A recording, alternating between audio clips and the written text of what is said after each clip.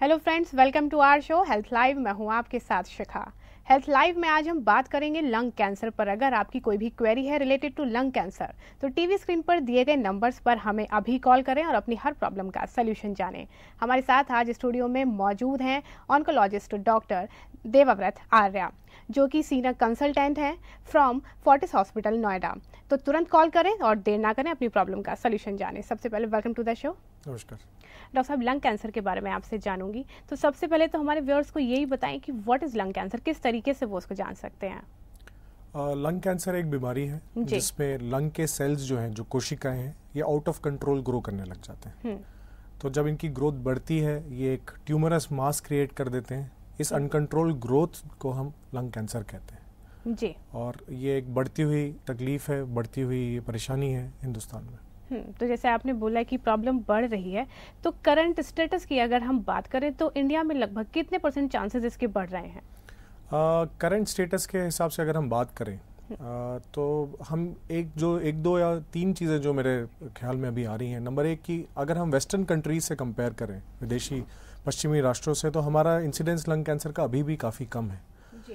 पर अगर आप आंकड़ों की बात करते हैं तो कुछ नेशनल कैंसर रजिस्ट्री प्रोग्राम से जो आंकड़े हमारे पास हैं वो ऐसा सजेस्ट करते हैं कि करीब 1 लाख की आबादी में करीब 10 से 15 लंग कैंसर के मरीज पाए जा रहे हैं जी। जो सबसे खास बात यह है कि अगर आप पिछले 10 वर्षों के आंकड़ों पर नज़र डालें तो पिछले 10 वर्षों के दौरान इस कैंसर की जो इंसिडेंस है उसमें करीब करीब दुगना इंसिडेंस हो गया, यानी डबल हो गया। तो लंग कैंसर हालांकि अभी भी कम है पर बढ़ रहा है और ऐसा अंदाज़ा है आंकड़ों के हिसाब से कि करीब हमारे पास 60 से 65 हज़ार नए लंग कैंसर के मरीज हर साल हमारे देश में पाए जा रहे हैं। तो बिल्कुल हम ये बोल सकते हैं कि अवेयरनेस बढ़ रही है तो डिजीज भी, प्रॉब्लम्स भी लगातार बढ़ रही हैं। हाँ, आई थिंक डायग्नोसिस बढ़ रहा है। लोग अपने स्वास्थ्य की तरफ जागरूक हो रहे हैं जी। डॉक्टर्स के पास जा रहे हैं, डॉक्टर्स हेल्थ चेकअप करके नए केसेस को पकड़ भी रहे हैं और हो सकता है कि शायद वाकई कुछ इंसिडेंट्स भी बढ़ रहा हो। जी। तो चलिए फिलहाल एक कॉलर हमारे साथ जुड़ी हैं दिल्ली से, जानते हैं उनकी प्रॉब्लम। Hello hello. हाँ जी, बताएं नीलम जी, क्या जानना चाहती हैं? मैं जानना चाहती हूँ, मेरे लंग्स में एक गांठ है जी। तो वो गांठ की हमने बायोप्सी भी करवाई है। जी। हेलो जी जी बताएं। उस गांठ की हमने बायोप्सी भी करवाई है लेकिन बायोप्सी में तो कुछ आया नहीं जी। डॉक्टर ने बोल दिया कुछ नहीं है जी। लेकिन मेरे को गांठ है और उसमें जो है जब मैं लेटती हूँ तो मुझे खांसी होती है और बलगम जो है मेरे गले में भरी रहती है। जी। कुछ पूछना चाहते हैं डॉक्टर आप इनसे? आपको एक गांठ कितने टाइम से है? ये गांठ मेरे को बुखार हुआ था तो उससे डॉक्टर ने डायग्नोज किया था कि भी चेस्ट का एक्सरे करवाओ। तो एक्सरे में छोटी सी गांठ आई थी तो फिर उन्होंने बोला सीटी स्कैन करवाओ। सीटी स्कैन करवाया, एमआरआई हमने करवाया तो उसमें वो नजर आ रही है गांठ। जी जी। और ये कितना समय हो गया इस गांठ को पकड़े हुए? 1 साल हो गया जी। 1 साल हो गया। उसके बाद पहली बार जब आपने सीटी स्कैन कराया तो उसके बाद क्या कोई दूसरी जांच हुई है उसके बाद में? उसके बाद मुझे डॉक्टर ने दवाइयाँ दी थी, कुछ 15 दिन का कोर्स था जी, जिससे वो मुझे पेन नहीं हुआ। पहले पेन होता था जी, लेकिन उसके बाद मुझे अभी तक कोई पेन नहीं हुआ। 1 साल हो गया जी, जी। लेकिन वो गांठ जो है उसके लिए मैं थोड़ा वरी रहती हूँ कि भाई वो गांठ है, अंदर है तो सही ना वो गांठ। जी जी जी। क्या सजेस्ट करेंगे जी? ये बहुत अच्छा सवाल है। अगर इनके सवाल के बारे में हम बात करें तो इसका उत्तर तो मैं यही दूंगा कि अगर बायोप्सी हुई है और उसमें कोई लंग कैंसर के कोई भी लक्षण नहीं पाए गए हैं तो ये एक अच्छी बात है इनके लिए क्योंकि लंग कैंसर को हमने रूल आउट कर लिया जी। दूसरा पॉइंट ये है कि ऐसे केसेस में हम कोशिश ये करते हैं कि हम करीब 6 महीने से साल भर बाद एक इमेजिंग रिपीट करते हैं। इमेजिंग एक सिंपल एक्सरे भी हो सकता है जिसमें हम ये पता लगा सकते हैं कि वाकई गांठ उसी साइज की है जिस साइज की पहले थी और अगर इस साइज में कोई ज़्यादा खास वेरिएशन ना हुआ हो, ना बदलाव हुआ हो तो फिर ये गांठ वाकई एक नॉन कैंसरस गांठ की तरह ही बिहेव कर रही है, ग्रो नहीं कर रही है और ये कैंसर के हिसाब से कोई परेशानी का कारण नहीं है। दूसरा जो एक पॉइंट मैं बताना चाहता हूँ कि सारे जो ट्यूमर्स लंग में देखे जाते हैं ज़रूरी नहीं कैंसरस हो जी। तो कुछ ट्यूमर्स ऐसे होते हैं जिनको हम साइंटिफिकली कहते हैं बिनाइन, नॉन कैंसरस। ये ऐसी गांठें हैं जो कि डेवलपमेंटल ग्रोथ की वजह से या रिपेयर, एबनॉर्मल रिपेयर की वजह से बन जाती हैं। ये कैंसर की तरह ना ही बर्ताव करती हैं, नहीं इस वजह से पेशेंट के जीवन काल पे कोई असर पड़ता है जी। तो बिनाइन ट्यूमर्स भी हो सकते हैं जो कुछ एक कभी कभी सिम्टम्स भी देते हैं, जैसे कि खांसी, कभी ओकेजनली अगर कुछ स्पेशल सिचुएशन हो तो कभी दर्द भी। बट सारे ट्यूमर्स और सारी गांठें लंग कैंसर हो ऐसा जरूरी नहीं जी। तो किस तरह का ट्रीटमेंट आगे फॉलो करना चाहिए इन कंडीशन में? मैं इन्हें मैं ऐसी सिचुएशन में हम यूजुअली एक बार तो सबसे पहले बायोप्सी करके कंफर्म कर लेते हैं कि वाकई ये कैंसरस है कि बिनाइन है जी। दूसरा, हम इस तरीके के पेशेंट में खासतौर में जहाँ पे सिम्टम्स कंटिन्यूड हैं, हम करीब 6 से 8 महीने के अंतराल पे एक इमेजिंग रिपीट कर लेते हैं, चाहे वो एक्सरे हो चाहे सीटी स्कैन हो, और उस हिसाब से हम ये इस चीज़ पे नज़र रखते हैं कि उनकी ग्रोथ क्या वाकई उसी तरीके है जो कि नॉन कैंसरस गांठ की है, मतलब कि कोई ग्रोथ नहीं है, या कि इनकी ग्रोथ बढ़ रही है जहाँ पे हमें शायद और कोई दूसरा टेस्ट सजेस्ट करना पड़े। तो चलिए नेक्स्ट कॉलर हमारे साथ जुड़े हैं, जानते हैं उनका सवाल जी। हेलो, कॉल शायद डिस्कनेक्ट हो गया है। डॉक्टर, चलिए लंग कैंसर पर आप हमें इन्फॉर्मेशन दे रहे हैं आज, तो आपसे जानना चाहूंगी मेन रीजन क्या है इस प्रॉब्लम के बढ़ने का? देखिए, आई थिंक जो सबसे बड़ा कारण है वो हम लोग सब जानते हैं, और उसका सबसे बड़ा कारण है स्मोकिंग जी। हमारे देश में बहुत अलग प्रकार से स्मोकिंग प्रचलित है। शहरों में सिगरेट स्मोक, थोड़े रूरल एरियाज में बीड़ी, हुक्का और इस तरीके के अलग अलग चीज़ें।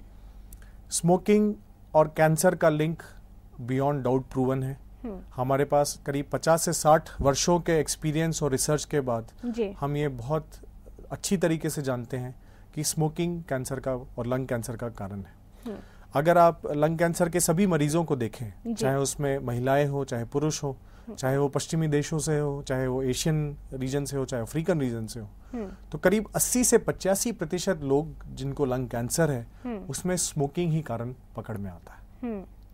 सबसे इम्पोर्टेंट बात जो मैं अपने श्रोताओं को और अपने ऑडियंस को बताना चाहता हूँ यहाँ पे, कि हम लोग को ये लगता है कि स्मोकिंग से सिर्फ लंग कैंसर होता है, जबकि हमारे पास रिसर्च के बाद ऐसे रिजल्ट्स हैं कि स्मोकिंग के से न केवल लंग कैंसर किंतु 18 अन्य कैंसरों का रिस्क बढ़ जाता है। 18 कैंसर जिसमें मुंह के कैंसर, गले के कैंसर, लैरिंग्स जो कि वोकल बॉक्स है, वॉइस बॉक्स है, उसके कैंसर, ईसोफेगस यानी फूड पाइप के कैंसर, स्टमक के कैंसर, लिवर के कैंसर, पैंक्रियास, किडनी, ब्लैडर, यानी अनगिनत कैंसर हैं। करीब 19 कैंसर प्रूवन है जो कि ये लंग कैंसर और दूसरे कैंसर स्मोकिंग कर देती है। चलिए फिलहाल आपको मैं रोकना चाहूंगी, कॉलर हमारे साथ जुड़े हैं, जानते हैं उनकी भी प्रॉब्लम। हेलो, बताएं क्या जानना चाहती हैं आप? हाँ जी, मुझे ना जैसे 20-25 दिन हो जाते हैं, बलगम आता है जी। जी बताएं। जैसे स्मेल कहीं भी। हेलो जी, टीवी का वॉल्यूम आप बंद कर दीजिए। मेरे आपने टीवी का वॉल्यूम प्रेम जी आप बंद कर दीजिए। और जैसे कोई स्मेल आती है तो तब भी रेसा रेसा आता है जी। और भी कोई प्रॉब्लम इसके अलावा? जी, तो इनकी कफ की बेसिकली प्रॉब्लम है, तो किसी तरीके से ये कैंसर से कोई लिंक हो सकता है इसका? देखिए, कोई भी ऐसा कफ, खासतौर से कोई ऐसी खांसी जिसमें बलगम बन रहा है जी, कोई भी ऐसी खांसी जो 10 से 15 दिन से ज्यादा लास्ट करे, इसके पीछे एक सीरियस कारण हो सकता है। ये कैंसर भी हो सकता है, पर ज्यादातर केसेस में ये कैंसर ना होके कोई ना कोई दूसरी ऐसी तकलीफ होती है जिसको एक मेडिकल ट्रीटमेंट की जरूरत है जी। तो सवाल बहुत अच्छा था, और पॉइंट जो मैं रेज कर रहा हूँ कि कभी भी किसी भी व्यक्ति को या महिला को 10 से 14 दिन से ज्यादा अगर कोई खांसी है और बलगम बन रहा है तो तुरंत अपने डॉक्टरी जांच करवाएं जी। दूसरा, ऐसी सिचुएशन में कैंसर के अलावा बहुत सारे कारण हो सकते हैं। हमारे देश में टीबी एक अभी भी बहुत बड़ा हेल्थ रिलेटेड प्रॉब्लम है जी, और काफ़ी लोगों को टीबी की शिकायत रहती है। तो ऐसी कोई दिक्कत जहाँ पे ये खांसी और बलगम हो, साथ में भूख कम लगना, वजन कम होना, तो ये एक ट्रिगर होना चाहिए कि आप अपनी डॉक्टरी जांच कराएं। ऐसे केसेस में ज़्यादातर डॉक्टर एक फिजिकल चेकअप करते हैं जिसमें वो रेस्पिरेटरी सिस्टम, लंग्स वगैरह को एग्जामिन करते हैं, थ्रोट को एग्जामिन करते हैं, और ज़रूरत पड़ी तो एक्सरे या सीटी स्कैन जैसे दूसरी आधुनिक इन्वेस्टिगेशंस भी एडवाइस करते हैं। और जो विभिन्न कारण हो सकते हैं, जैसे कि एक साधारण इन्फेक्शन, क्रोनिक इन्फेक्शन हो गले का, या थोड़ी ज़्यादा सीरियस कंडीशन जैसे कि ट्यूबरक्लोसिस या लंग इन्फेक्शन या न्यूमोनिया, या कुछ एक रेयर केस में लंग कैंसर, इसको पकड़ने में मदद कर सकते हैं। तो मेरी एडवाइस इनके लिए यही रहेगी कि आप तुरंत अपनी डॉक्टरी जांच कराइए, एक डॉक्टर से संपर्क करें और घबराइए मत। ज़्यादातर केसेस में कैंसर का लक्षण नहीं होता है और ज़्यादातर केसेस में कैंसर के अलावा कोई दूसरी तकलीफ अगर ना आती है। तो डेफिनेटली अगर कफ की प्रॉब्लम है या फिर अगर किसी को भूख कम लग रही है या वेट लॉस हो रहा है तो इन सिम्टम्स को भी अवॉइड नहीं करना चाहिए, हाँ बल्कि तुरंत हमें चेकअप के लिए जाना चाहिए। नेक्स्ट कॉलर दिल्ली से, जानते हैं उनका सवाल। हेलो। हेलो जी बताएं, क्या जानना चाहते हैं? हाँ जी, सवाल पूछें अपना। हाँ जी, नमस्कार जी। नमस्कार। हेलो, नमस्कार, रवि बोल रहा हूँ दिल्ली से। जी बताएं रवि जी। मेरा नवंबर में ऑपरेशन हुआ था जी। मेरा नवंबर में ऑपरेशन हुआ था। उसके बाद में रेडियोथेरेपी मेरी फरवरी में खत्म हुई। तो उसके बाद में मेरे को मुंह में बहुत मिस्टेक लगती रहती हैं।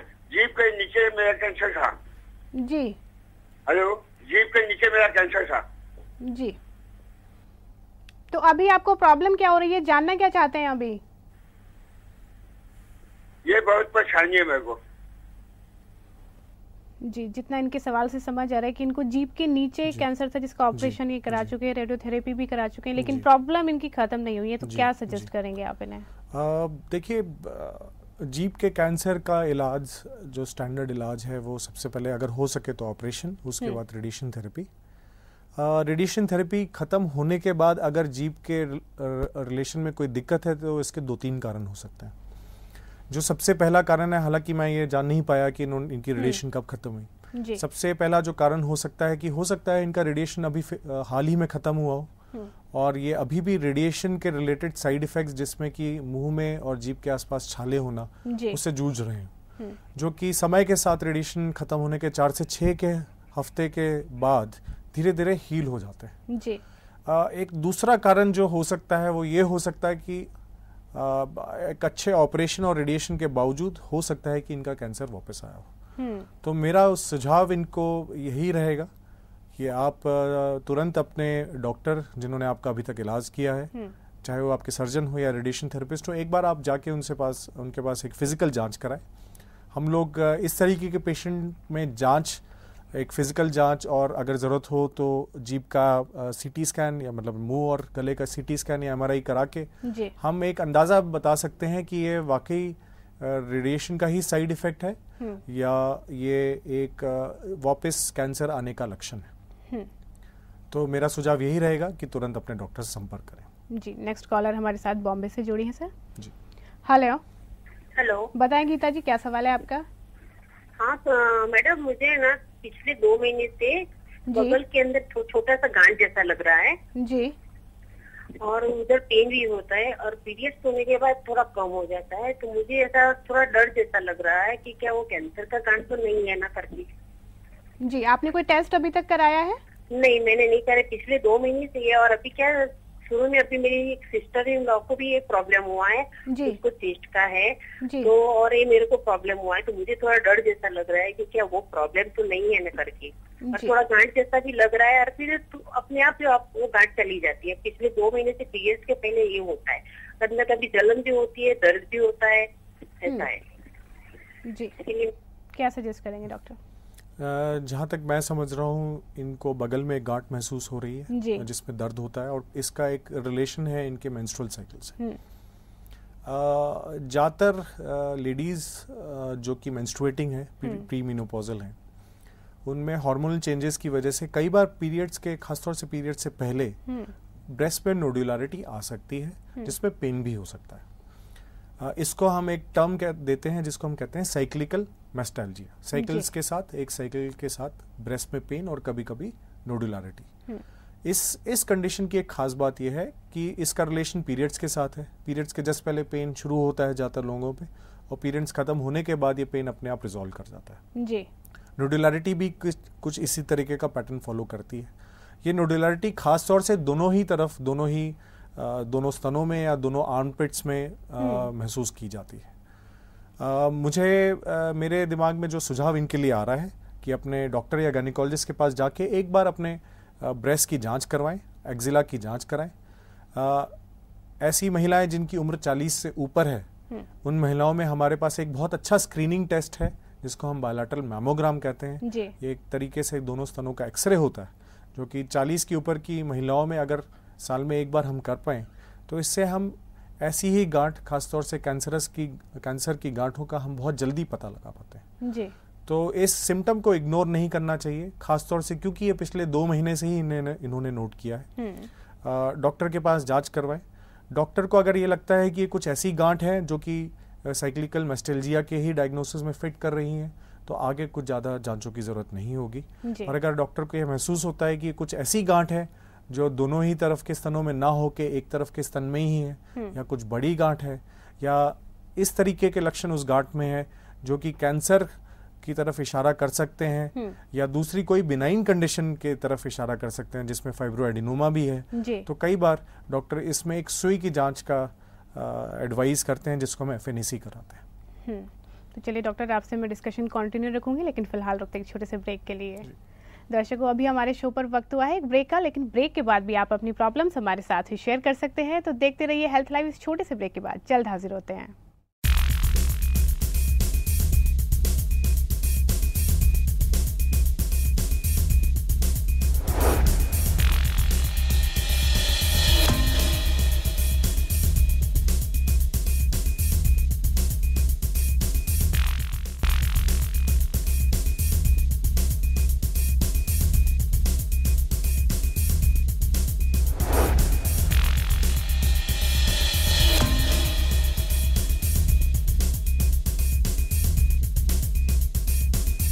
Welcome back after the break. आज हम बात कर रहे हैं हेल्थ लाइव में लंग कैंसर पर। अगर आपका कोई भी सवाल है लंग कैंसर से रिलेटेड तो टीवी स्क्रीन पर दिए गए नंबर्स पर हमें अभी कॉल कर सकते हैं। डॉक्टर आर्य, नेक्स्ट कॉलर हमारे साथ जुड़े हैं जयपुर से। हेलो हेलो, बताएं निहाल जी, क्या जानना चाहते हैं?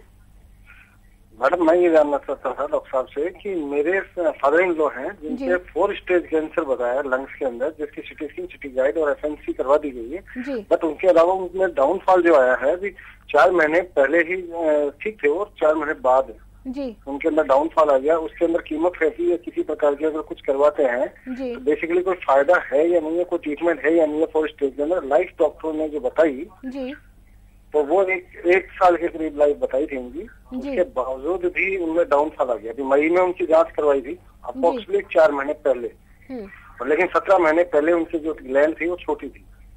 जी, क्या सजेस्ट करेंगे डॉक्टर? जी, मैं 2-3 पॉइंट इस केस से निकाल के बताना चाहूँगा।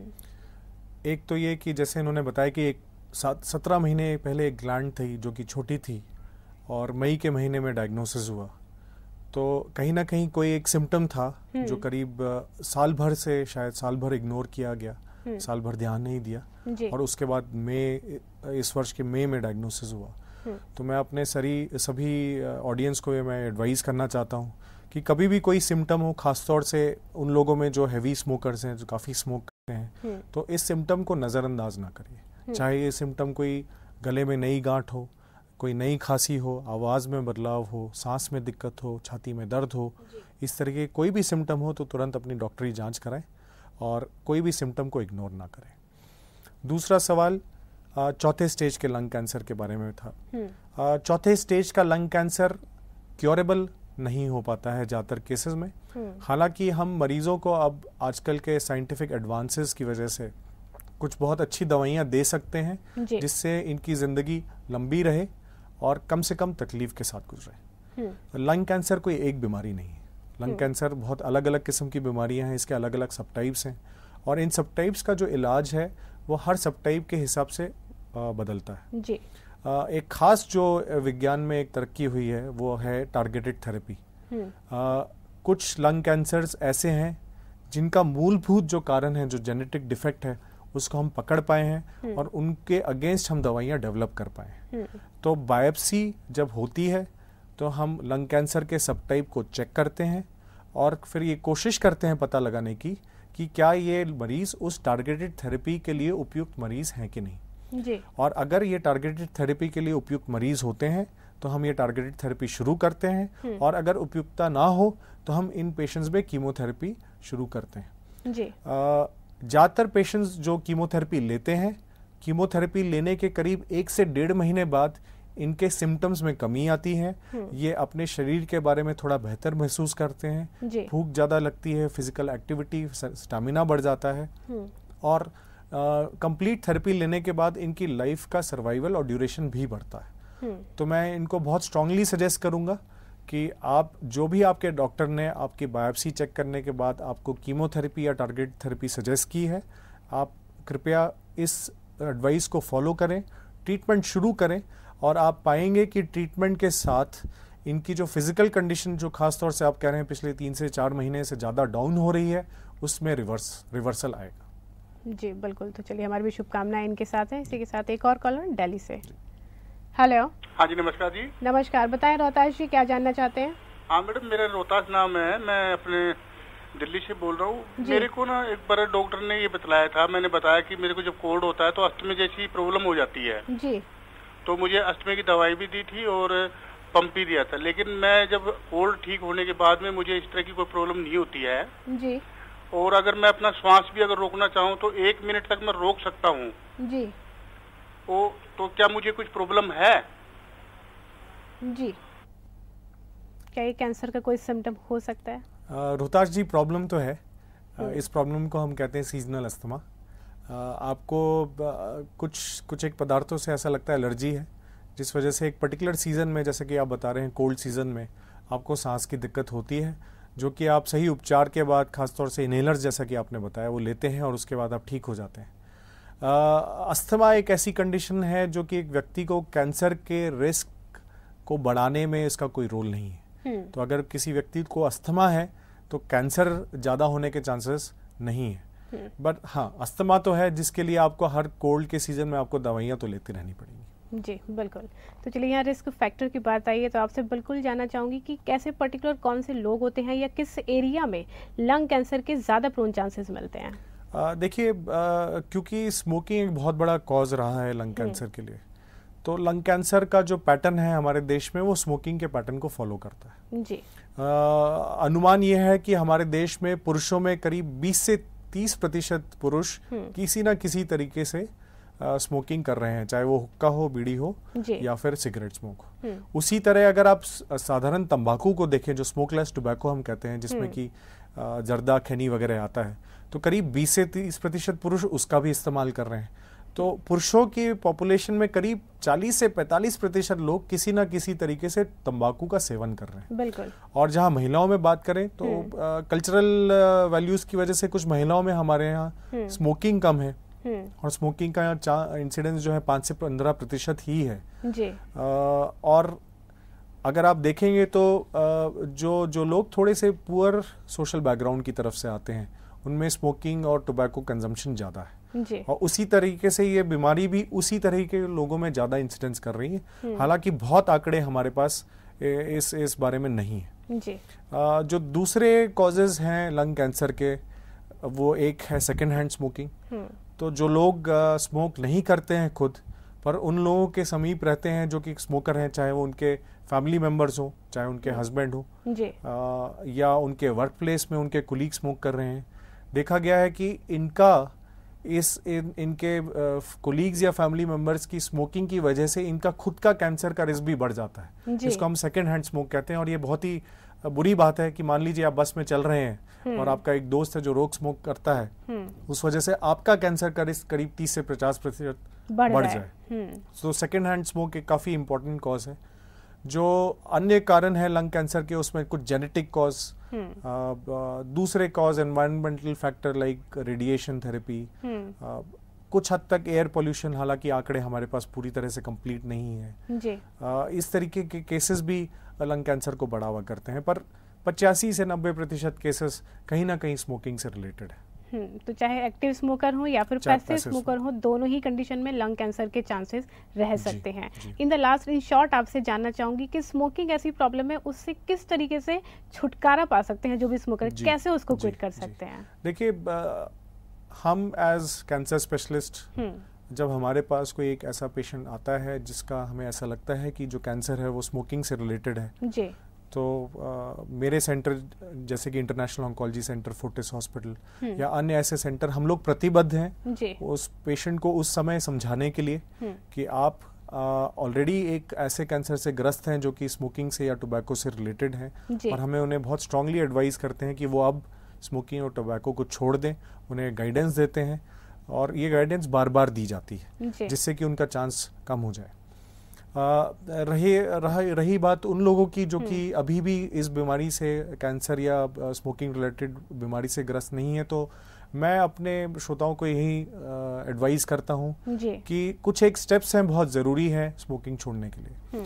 नंबर पहला एक स्टेप ये है कि आपने एक पॉइंट ऑफ टाइम पे डिसाइड करना है कि आपको स्मोकिंग स्टॉप करनी है, तो स्टॉप स्मोकिंग एक इम्पॉर्टेंट स्टेप है जी। उसके बाद आपने अपने घर वालों को, अपने दोस्तों को, अपने आसपास के सभी लोगों को ये बताना है कि मैंने ये डिसीजन लिया है कि मैं अब आगे से स्मोक नहीं करूंगा, जिससे कि वो आपकी मदद कर सके।